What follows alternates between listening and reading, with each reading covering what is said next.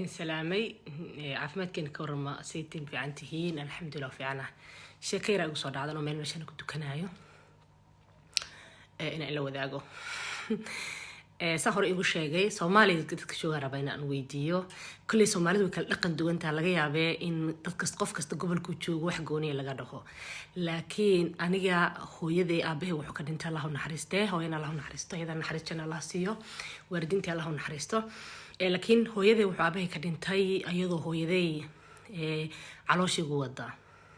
oo uurkeygana markaas aysan isku ogeyn markuu aaba dhintay hooyo uurkeygu soo baxay كبعدي وحل يجري ورموك سومال دقن كيدا ilma adeerayaal xaafadii aan deganaa jirnay markay dadku dhalaan maaragteen oo islaamu ay fooshaan dhalaan waxa jiray uuriyaal la dhaho ku dhici jiray uuriyaalkaas markuu ku dhaco gabadha ayadoo caloosha aabaheed ku jiro